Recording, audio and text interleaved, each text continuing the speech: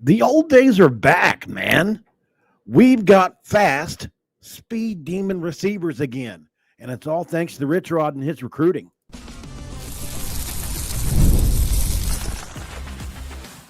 You are Locked On West Virginia, your daily podcast on the West Virginia Mountaineers, part of the Locked On Podcast Network, your team every day. What is up, guys? Welcome back in. My name is Mountaineer Paul. I am your host. This is Locked On West Virginia, brought to you by FanDuel. We all love FanDuel. Super Bowl 59 is here. Sorry, Coos. There's no better way to make every play more exciting than with FanDuel Sportsbook. New customers can bet just $5, and if you win, you'll score $250 in bonus bets. But you have to download FanDuel first to get started. So obviously yesterday we had a run of, over the weekend we have a run of portal/high school recruits, and I even missed one. So I decided today would be the day, and I had a lot of time to study the tape, watch the tape, as I always say. I'm bleeding Mountain Dew. My piss is nuclear hot right now, and that's because I've been watching Armoni Weaver run routes for the state of South Carolina. This kid is an absolute speed demon, route runner extraordinaire. That's that dew coming up. So obviously we got two kids from the same school yesterday when you're talking about Bomar and Weaver. Both are two-way players. Coach Brian Lane called them mini Travis Hunters, which I thought was really interesting. We'll take that, obviously. They're both right around 5'10", 5'11". One's 6 foot, one's 5'10". They're both three-star guys, both from the same place in Anderson, South Carolina at Westside High School. Both going to be class of 2025. Both are really good corners, but better receivers. And both are 4.3 to 4.4 guys. But in talking about Weaver, he was a little bit less productive than Bomar, but he's 5'10", 170. He had an offer list that was really impressive that included Virginia Tech. It had Maryland. It had Rod West must be one heck of a recruiter. I don't know how. I'm just going to be completely honest. I don't know how these guys got out of the South Carolina. I totally disagree that he looks way more athletic. These guys are both elite athletes. Like, these guys will be what we're used to in Morgantown. We have Darius Raynaud back. We have Jock Sanders back. We have even some Tavon Austin back with these guys from a profile standpoint, not from a player. Not saying they'll be as good as any of those guys, but from the profile, the type player that Richrod wants. That 5'10", 6 foot tall, really tough, really elusive, fast receivers. That's what you have here. And look, these guys can play defense too if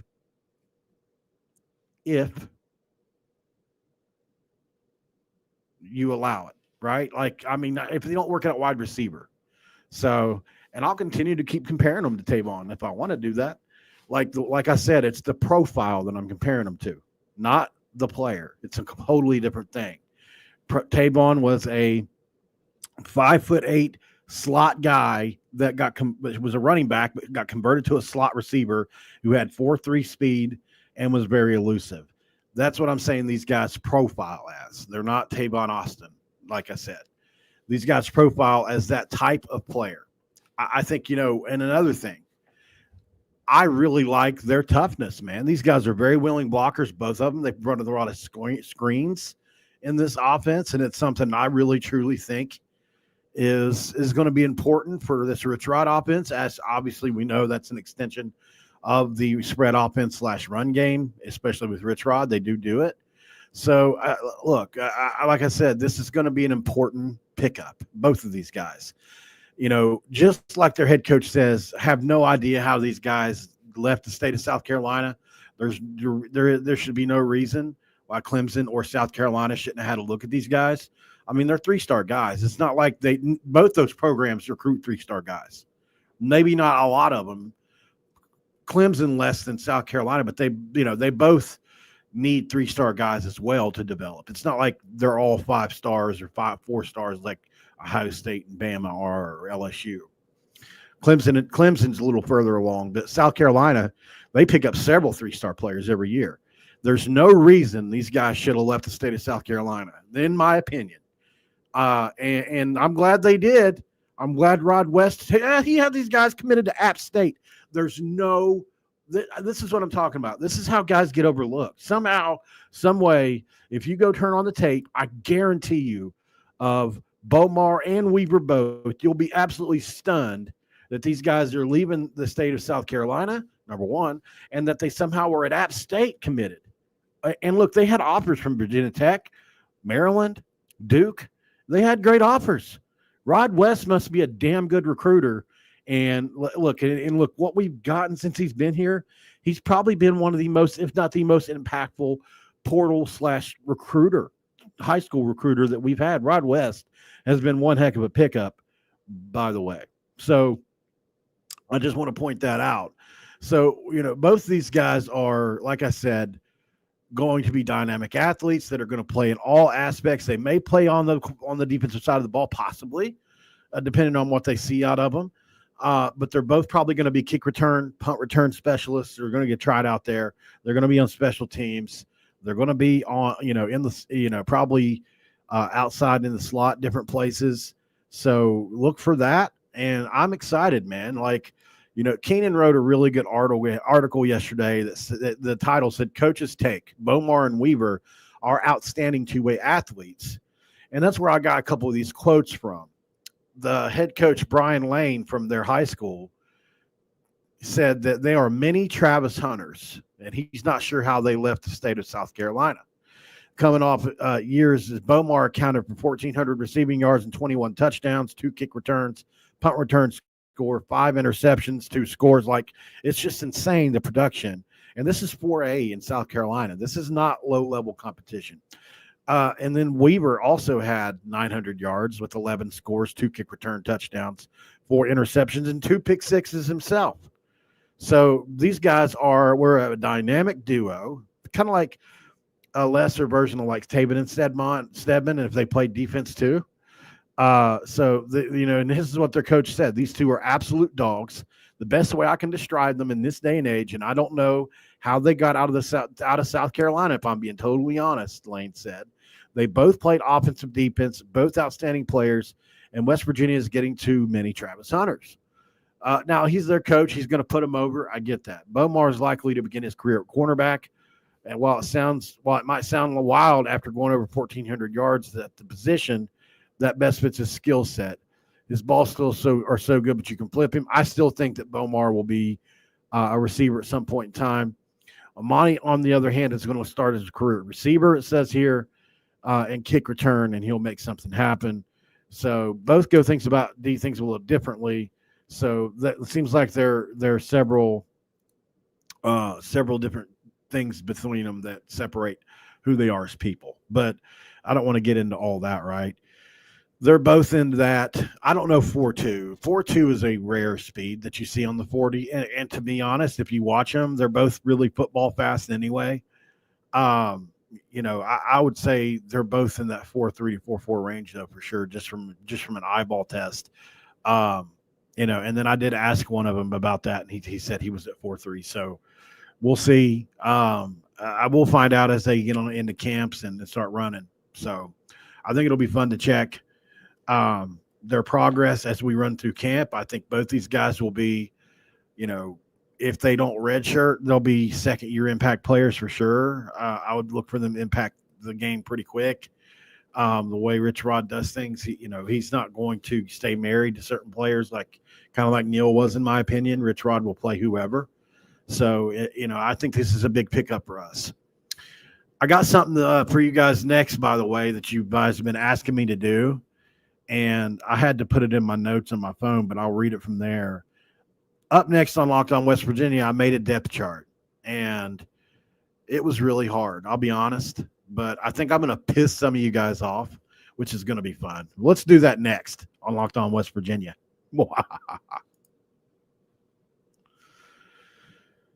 And this episode of Locked On West Virginia is brought to you by TurboTax.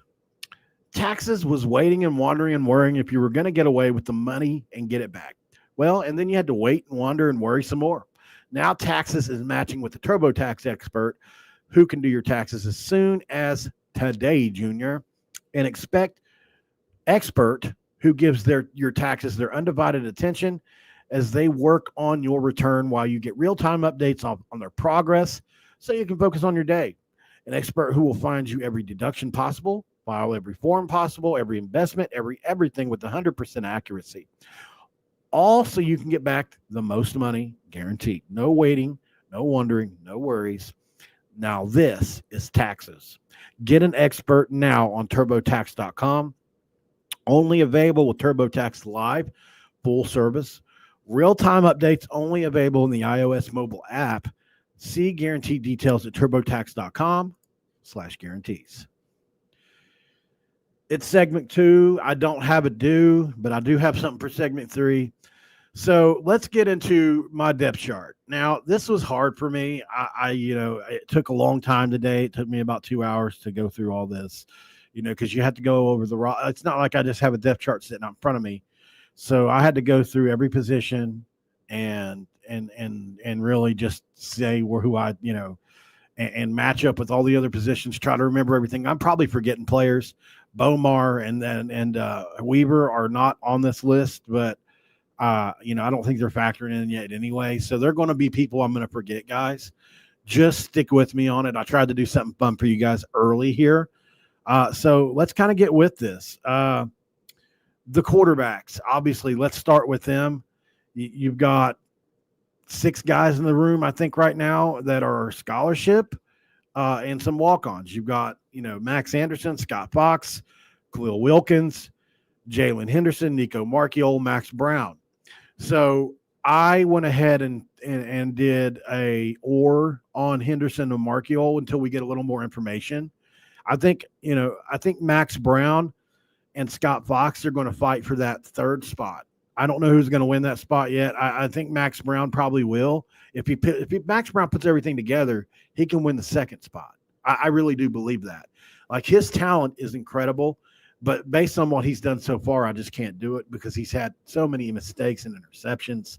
So we'll see. I think it's between Henderson and Marchiol. A lot of people think it's Marchiol's job to lose. I won't argue with you on that, but I will say that Jalen Henderson ain't going to lie down. He's just not going to.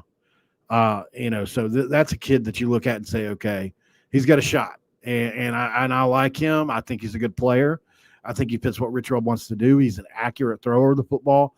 Nico's got to step his game up this offseason. Let's pray he does. Like I've said multiple times, him landing this job is the best thing that can happen to us and being good at it for the future of our program because he's got a couple years left. So, that's what we need. Let's hope it happens. Running back room, you've got Ty Edwards, Dior Hubbard, L.J. Turner, Travion Dunbar, Jaheim White. Those are the guys that I have that I could remember. So I think, my depth chart goes like this. Jaheim White is your day one starter. Ty Edwards is going to win that second spot, but L.J. Turner is right behind him on the 3. Hubbard and Dunbar are wild cards. They could both play a lot this year. We just have to see him do it on the field. I think Ty Edwards could even push Jaheim if he's not playing well. I'm so impressed with Ty Edwards on tape. A 6'2", 230, 240-pound running back that is a couple steps faster than CJ. He really is. So we'll see what he ends up being. He has done it against lower-level competition. CJ's done it against good competition and was very productive. So, I don't want to say he's going to be the next CJ, but certainly it's a great, replacement on paper. We'll see where it rolls from there. So you've got obviously the inside, outside. You got inside receiver, outside receiver. You got the Z spot. This is an interesting. All the receivers slotting them, and it took me the longest time. So, I basically got 2 guys for every spot, and then I'll go back and fill it in better. But I have a little bit of a hot take prediction in this one. I think Cam Vaughn starts out, at X. X receiver. Jaden Bray certainly could, but I think that they'll battle for a spot. This is a tough one on one of the other side. You got Weimer, Trow, and then Brandon Raymond is a guy that you look at and say, and Gerald Williams too. That's a 4-man race that's wide open. But if you had to put me, a gun to my head and make me pick somebody right now, I'm going to give it to Traw. I'm going to say Cyrus Traw, from a route running perspective, is one of the best guys in the room, but so is Weimer. So I'm going to put those guys at 1A and 1B. I like them both, but I could see Raymond or Williams, coming in and doing something, especially Brandon Raymond. He's got the pedigree. He's a 4-star guy. He's a redshirt freshman. I think he's got a ton of talent. I loved him on tape. He came in with some other guys. So we'll see what happens there. Here's my hot take. I think our Oron Singleton is going to overtake Rodney Gallagher in the slot. I know that's going to piss a lot of people off to hear.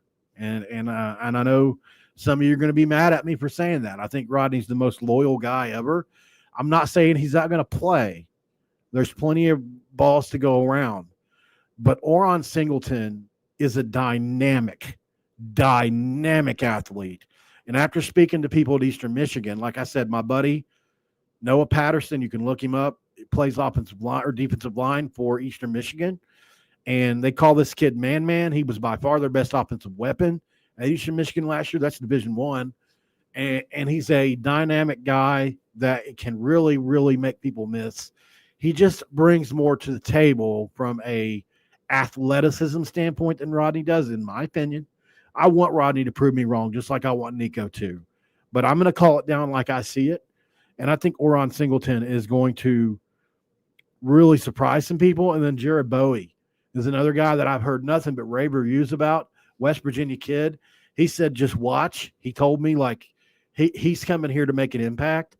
I have a lot of confidence in him. And then there's a lot of people that are pulling for Dom Collins, who is a huge fan favorite, runs that 4.3, huge speed kid. I don't think it'll be this year that he makes an impact, but I do think he'll make one. Oron Singleton, I think, will be, possibly our number 1 receiver next year overall. We'll see. I think Cam Vaughn's got a chance to be that too. But I'm a big fan of Singleton after going back and watching all the tape again. He committed so early on. He was like our first or second commit that I think he got lost in the wash. Go back and do me a favor. Go back and watch somebody, just somebody. Go back and watch Oron Singleton's tape, and you'll be pretty surprised at just how good he is. So you've got 2 tight end spots. I think gets Ginross's job to lose, right? Ginross, however he says it. Greg Ginross, 6'6", 235. He's a senior. You could make a case that he should have got more targets last year, but he was learning an offense. Now he's learning a new one. Cole Taylor was good in that spot. I think it's Ginross and everybody else at the tight end spot.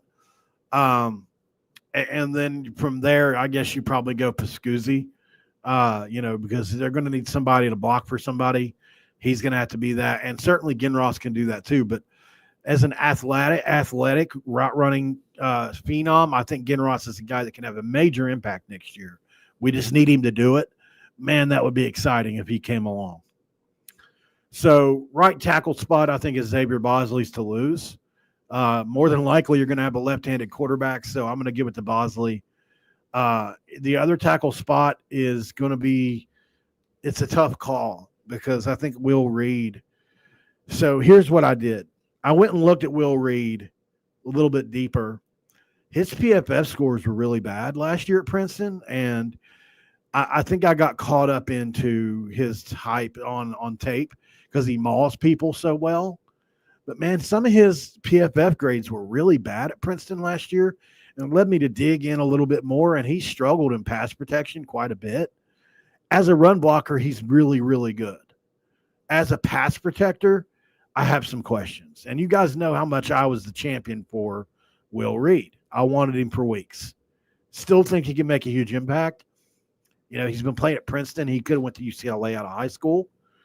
But, man, so I think Kykes Crawford is a guy So I guess I'll go ahead and tell you this. I spoke to his O-line coach, Tykees Crawford, at Charlotte, and he had trouble, with the fast-paced offense at Arkansas, getting up to the line and running a play. And so we just kind of have to hope that was just a one-off, because that's what Richrod does. And that's what's kind of got me worried about him. And you can quote me on it. That's what I was told. So he had trouble with the fast-paced offense. Now, I didn't see it. I haven't studied it, but that's what a coach told me. So, I mean, maybe you take that to the bank. I didn't want to put that out, but it's just the truth, and I'm making a depth chart. But physically, Crawford could be the most talented guy in the room. That's for sure.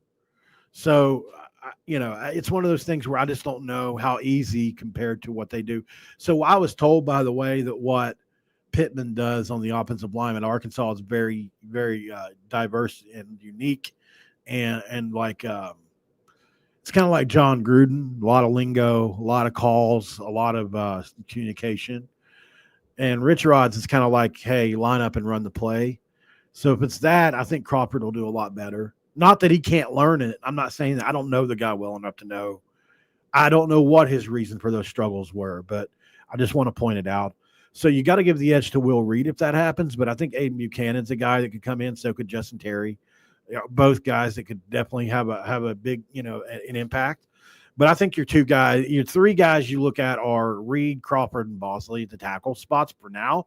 If we go portal, then that changes. At guard, I think you look at Chemo, obviously LSU kid. He come in and has made an impact already in the weight room. One of the weight room warriors of the week. His tape is impressive. He bulldozed people, even though they moved him to the defensive line at LSU.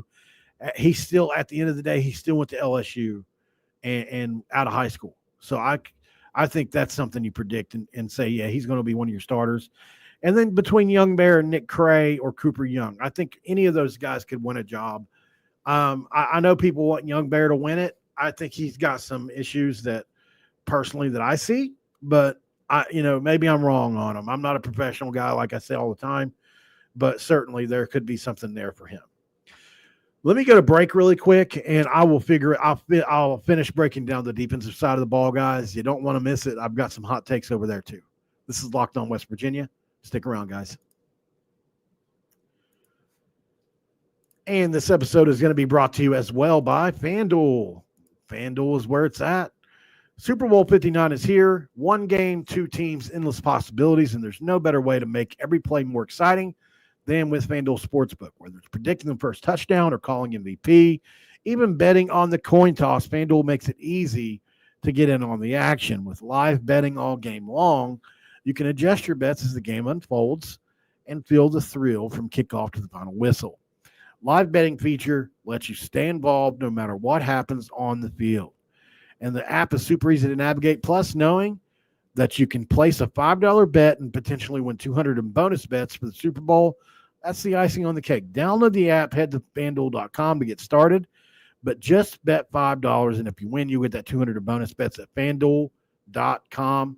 Bet with FanDuel, an official partner of Super Bowl 59.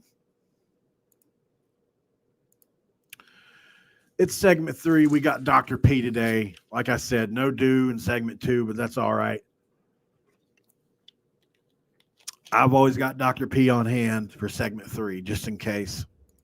Let's talk a little bit more here about this depth chart. We got another 10 minutes, so we got time to get this thing knocked out. Moving on to center, it's Landon Livingston and everybody else. He's going to win that job. Be very shocked if he didn't.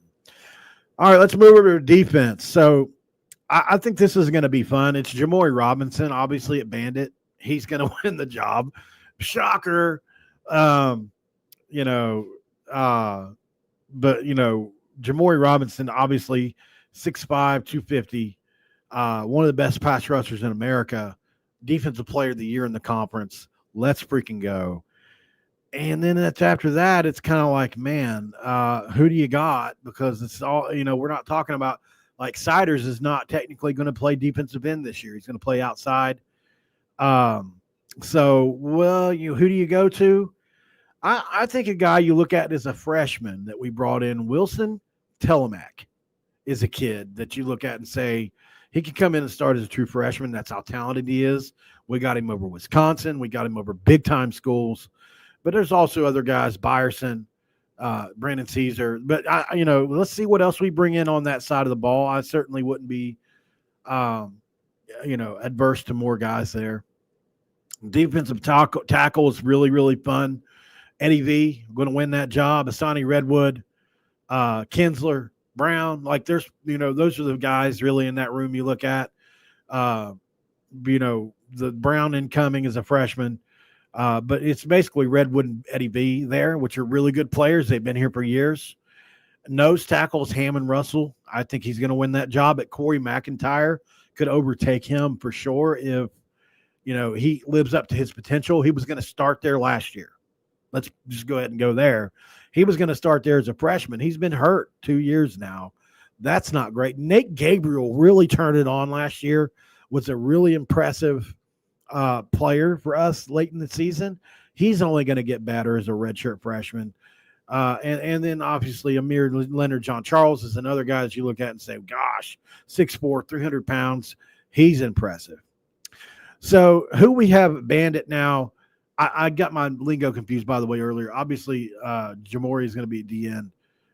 But I think Jamori may be a Bandit. It's hard to say where he's going to be, but I've got him at DN for now. Maybe we move him to Bandit. We'll see.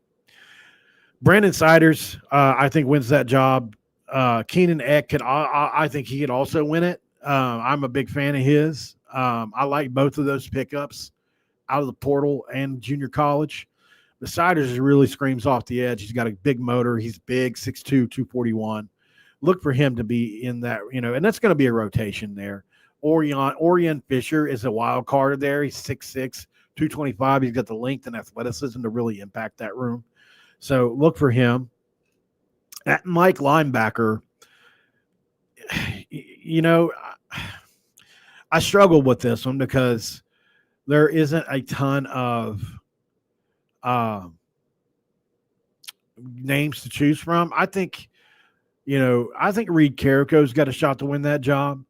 Ben Cutter's got a shot to win that job. But Ashton Wood's coming in from North Carolina. If you want somebody that's a wild card, 6'3", 225 pounds, sophomore, played a few games last year, but certainly has a lot of talent, could come in and win that job. Chase Wilson's your off-ball guy. He's going to be outside linebacker, but I could see him being in the middle too. Like he could be the leader of the defense. I think he can play both spots, but that's a pretty good pairing. I could also see it being Carrico and Wilson together. Curtis Jones factors in. Absolutely. And so does Ricky Williams. Like there's a lot of names in that room I'm a fan of, especially Curtis Jones. So that'll be another one. At the nickel spot, it's Fred Perry and everybody else. We know that. I really love him. I think he's going to bring an attitude to the defense that we haven't had in a while. I mean, we had it sometimes. Anthony Wilson had it sometimes. Carl Joseph has brought it to us in the past. But Fred Perry is certainly one of the biggest pickups of the offseason and a big fan of his. Other guys in that room, probably Scruggs will play some nickel. The kid from South Alabama, who is also a great he's a big pickup too. Quarterback wants Michael Coach Jr. It's not close. Michael Gold Jr., if you didn't see a few days ago, posted, he erases one half of the field. This is a guy that played at Notre Dame, is an ESPN commentator and a huge sports figure name. And he said Michael Coach Jr. is, like I said, I asked Coach Jr. if we paid him not to go somewhere. And I could tell he didn't want to talk about it, so I'm not going to divulge. But that's what I was told. I think a lot of us were told that we paid Michael Coach Jr. not to go to Ole Miss, and we were lucky to get him, guys, because he is, on paper, the most talented guy we've had in that room in a long time. So I'm really excited about him. Other than him, there's a few names that I get excited about, definitely. But I think Chambers, you didn't bring him in not to play. So he's played a lot of ball. He's big at 6'1". I think Derek Carter from Jack State is another guy. Zod Jackson, I really liked him on tape. We'll see. But I think Chambers, Coates are going to be guys you look at. Kikora Tarnu, Jacoby Spells. But I think Golden Nelson wins that second job. That's just my gut tells me that Golden Nelson's going to win cornerback number 2 spot.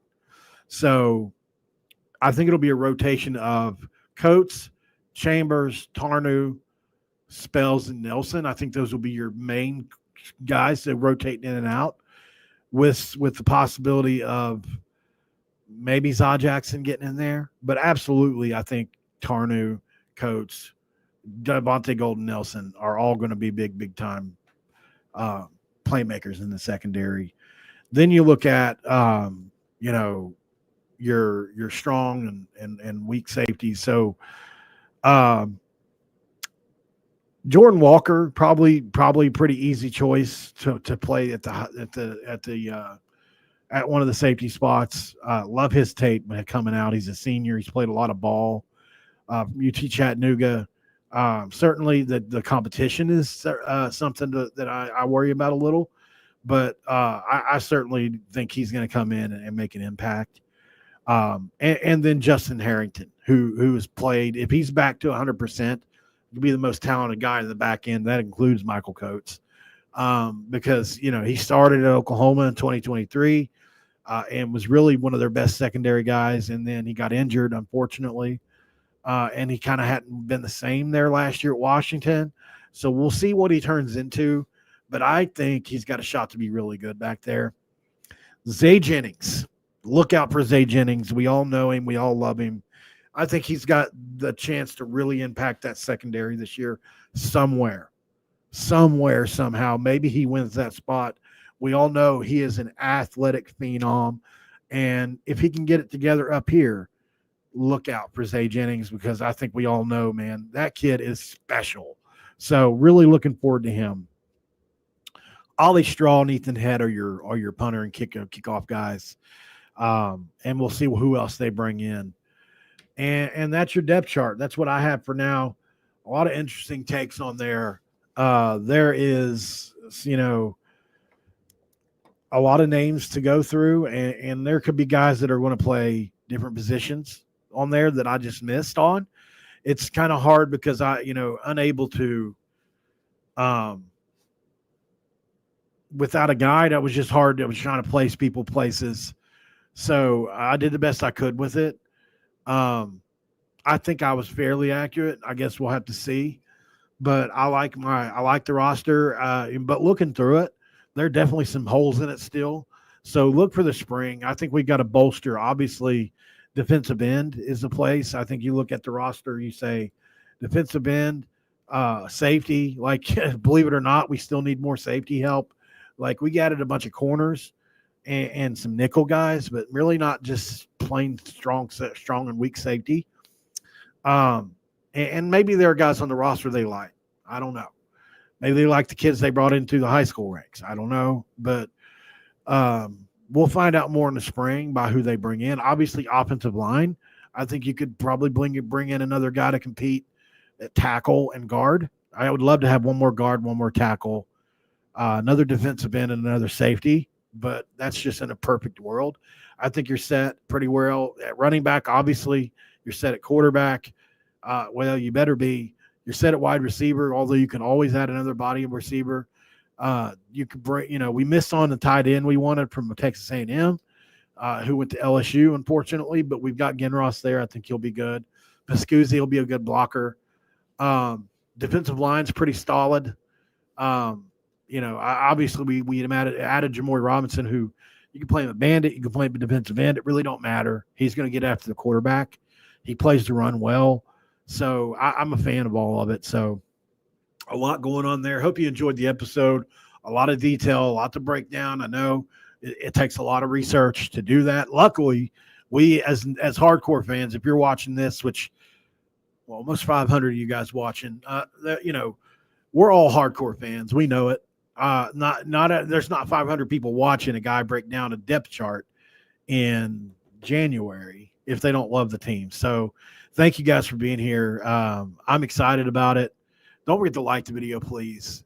Hit that subscribe button if you're new around here. I love West Virginia football. I love everything about it. I love being a West Virginian. I love being proud to be a West Virginian. If you like that, if those traits identify you, then you'll align with me perfectly. I love the underdog mentality that we kind of come at life with and are always portrayed to be as anyway. So that's kind of the stance I take with us. Cover all sports, the three major, well, in baseball too, I'll be covering that this year too more.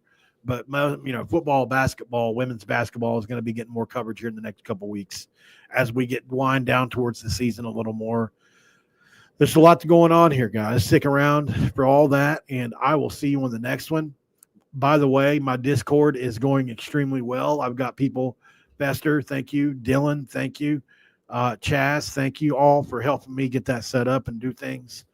You guys are all helping me with the Discord, which is growing really big. If you want a link to the Discord, I'm going to run it for another.